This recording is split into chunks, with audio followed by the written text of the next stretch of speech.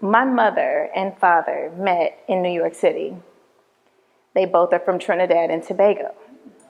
By the time my mother and father would meet, my mother would be divorced with 2 children from a previous relationship. They would meet and fall in love, and you would think it was a beautiful love story, but it had a lot of domestic violence, which would land us in Oakland, California, because my mother was fleeing from my father. We land in Oakland, California with no family. All of our family is from the East Coast.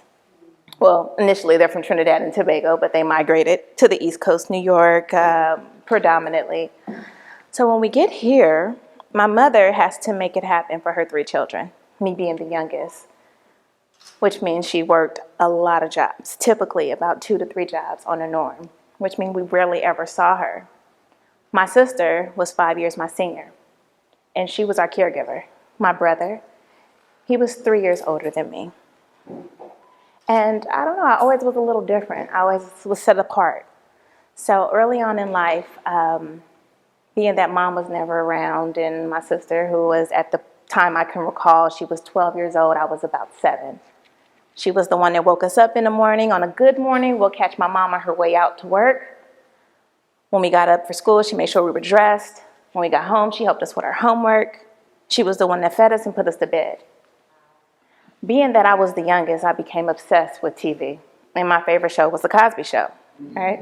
I wanted to be just like Claire Huxtable, in that stage where everyone starts developing their dreams and their aspirations, that some people want to be lawyers and doctors. I wanted to be a wife and a mother. That's all I had. I wanted to be a wife and a mother, right? I remember watching The Cosby Show, watching the dynamics between Claire and Cliff, and watching how they taught their children lessons, and I desired it. I just wanted it, right? So in May of 1998, I was at the Fruitvale BART station, and I was with my best friend, and I spotted him. And I remember nudging her and saying, "Girl, I think I found my baby daddy." He caught me looking, and he motioned me to come. I didn't want to seem too eager, but I didn't waste too much time. I would later find out that his name is Corey Rojas. He stood about 6'3". He was Dominican and black. He was dressed to the T, and he smelled amazing. I'm still trying to play it smooth. We exchanged phone numbers, and I remember as I walked off smiling ear to ear, 2 rules: make this brother work and don't fall in love, right? I'm saying this as I'm walking off. And I remember making him work, and he was consistent. I mean, this brother came with flowers. He didn't have a car, so he got on the bus. He was hitting me saying, "Have you eaten?" I'm like, I had never had someone pay so much attention. And I was making him work. Needless to say, I fell in love. And a year later, we would have our first daughter.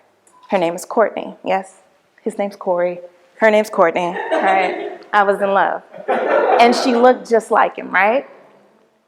Now, the crazy thing about this pregnancy is that I would develop something called hyperemesis, right? If you're not familiar with that means that anything I eat comes right back up, right? So 60 pounds down in this pregnancy, but nonetheless, he was there every moment. Every time I got admitted, he had my back. He was right there. Every ER run, he was right there. And I just wasn't used to it. Not having a male role model, not having a father, I just didn't assume that he would eventually leave, because that's what fathers do. They're never present, correct? But not Corey. He was right there. The unfortunate thing is I was a 19-year-old mother. He was 21. We had a lot of toxic traits that came from his background, my background. So we would break up after about a year. But that breakup was for an amazing setup for us to make up and get married. A year later, 2002, we would end up married. And I would have never imagined, because remember when I saw him, I said, "That's my baby daddy." I didn't say my husband, right? But he became my husband. And we had a fairy tale wedding. I never imagined, again, I have to put emphasis on that, right? So married in a church. It was called Grace Chapel. It's in Oakland. We had a beautiful reception, about 100 guests.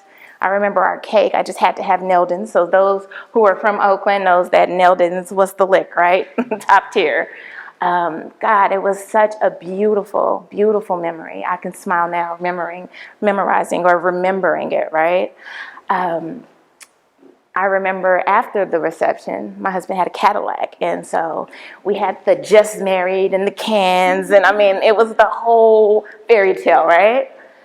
We decided that we would move to Stockton because I wanted to stay home, right? I know Claire was not an at-home mom, stay-at-home mom, but if she could be, maybe she would be, right? So in 2005, we would have my son, his name is Avion. And in 2008, we would have my daughter, Layla. And hyperemesis, of course, reared its ugly head again. Silly me, 3 kids, sick as a dog, right? This time, my doctor had a little compassion for me. He put a PICC line in. And a PICC line is just a central line that allowed me to go home and have home infusion. And when I say that this brother took care of me, he made sure that I was connected at 8 p.m. It ran till 8 a.m. He would take his lunch from work and then come home and disconnect me. He would make sure he carried the grunt of the work at home and also work 12 hours a day, 6 days a week. So, needless to say, he loved me. And it is nothing like being loved.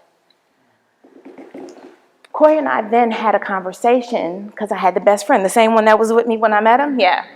At this point, she has 5 children. Her oldest 2 are early teenager, 14 and maybe 16 years old. And they're here in Oakland, and they're having some issues. And I had the conversation, and Corey was a real stand-up guy. He's like, yeah, let's have her move out here. Definitely, this would be great. So, needless to say, she moved out here. We would end up finding a townhouse, and they had an availability right next door. So, fairy tale, best friend, husband, home, she has kids, I have kids. Amazing, right? The unfortunate part is we didn't do great research. Where we moved was like heavily gang-riddled, right? A lot of gun violence, a lot of drugs. And I think that because we're from Oakland, we think gun violence is predominantly African-American. And in this area, they were Asian, right? So we also felt like we would be safe. What happens on the outside doesn't come on the inside, right? So let me set the stage. May 1st, this is my first time volunteering for church. I'm ready. We often went to church, but I wanted to get active. So I decided to usher. This will be my first attempt being active in the church. So I'm ushering. I'm combing my daughter's hair because it's a big family event. We're all going to church. Mom's going to serve, right? So I remember it must have been about 9 p.m. and I'm sitting in my room. It's warm. It's May 1st. The window's open and I'm combing Courtney's hair and I hear gunfire. I hear, I would say, over 20 shots. My window's open. I remember Courtney and I sliding off the bed onto the floor. Corey then ran upstairs. We can see the glares from the gun. This is how close it is. We can hear moans from the window. I remember Corey saying, I'm going to go out there and make sure this man don't die by himself. And I cautioned him. I said, give it a moment. Like, wait until we see the sirens. Wait till we see the police. He did. Then he went outside. He then realized that he knew the guy that was out there, just a guy from the neighborhood. He ran across to tell his family what happened. Then he went back to the scene. He was heavy in the investigation because he was on the scene. We would later find out that this guy did not make it. He died. It was a long night, and we rarely slept. I remember us just laying quietly for hours. About 7 a.m., I'm getting up and ready for church, but I know it was a long night, so I decided just to go myself, because if I give my word, I give my word, right? It doesn't matter what happens. Downstairs ironing my clothes, and there's a knock at the door. It's a detective, and he asked for Corey by name. And silly me, I open the door and I let him in and I go upstairs and I wake Corey up and let him know that there's a detective downstairs that wants to talk to you. Corey comes down, answers the questions, didn't have much to say because he didn't see much, right? The detective gave him a card, let him know that if he remembered anything to reach out. Corey told him he would. I went ahead and went to church. I served like nothing else, but I was nervous. And Corey, being the man that he is, a protector, relax. These guys see me. They know I work. They know I'm a family man. They see us go to church. You don't got nothing to worry about.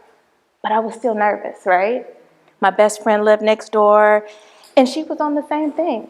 You know, don't worry about it. Everything will be fine, and everything seemed to be fine. And then May 13th, it was just like any other day. Cooked dinner, hung out with the kids. It's about 9:30, and I sent Courtney to bed. At this time, Courtney's 10 years old. Sent her upstairs to bed. The two little ones, my son now, Avion is 5, Layla is 1. My nephew was there, my godson, and him and Corey had just finished working out. And there was a knock at the door. And I instantly knew it was my best friend next door because we were sticklers. You know, we were very strict about what time is it, time for bed. So I told my nephew, I said, "That's your mom. It's time for bed." My nephew opened the front door, and I guess the astonished look on his face, Corey caught it and pushed him out of the way. 10 shots flew through my house. 2 of them hitting Corey. I remember sliding off the couch. I remember grabbing my 2 kids. From there, I remember it being just a big blur. The next thing I remember is my Bible in my hand, and I'm holding Corey. I remember I'm praying. I remember an officer that walked in. I remember his eyes with such compassion. I remember the gurney coming in and wheeling Corey out. I remember in agony ripping my shirt. I don't remember how I drove to the hospital, but I got there. Before getting there, I remember calling Corey's parents. By the time I got to the hospital, they were there. I remember the doctors pulling me inside to let me know that Corey didn't make it. I remember dropping to my knees and telling God that he let me down.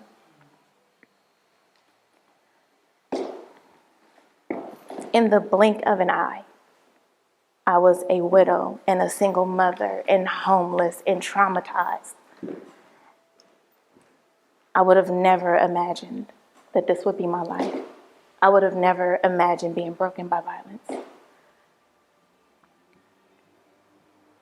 I'm not sure who told me about victims' compensation, but they said that there is a program through the state that would help me with burial.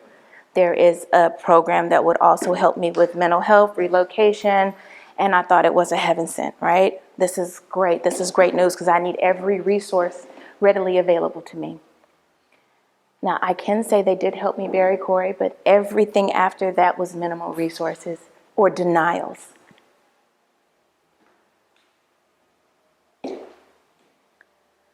As time goes on, I have conversations with other people who have very similar stories. However, they didn't look like mine. Their addiction, their mental health, their lack of lust of life or hope or the way their children were being raised, I just refused for that to be my story. So in 2017, I decided to create an organization that would help people that have been impacted by gun violence. I decided to create healing circles so that when I shared, I was not the one that had the most traumatic story, that we all have lived experiences that mirror each other's, that we can get support and we can have more understanding and compassion for each other. And I stand before you to say that I used my tools. I prayed a lot. I wanted to understand the purpose in this.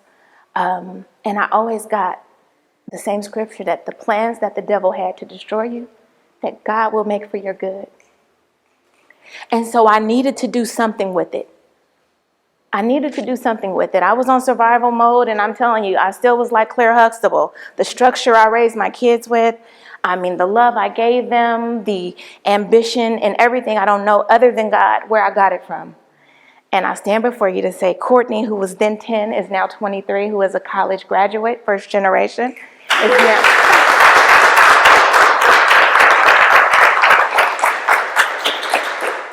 She is now in Dallas, Texas, living her best life. My son, Avion, who was then 5, is now 17. He's been on his job for over a year. He drives. He is an honor student. He's a senior in high school. And my baby girl, Layla, who was 1 year old, is a freshman in high school. She is well-adjusted. She's happy, witty. And I am the executive director of Broken by Violence, helping families that have been impacted by gun violence. Come on.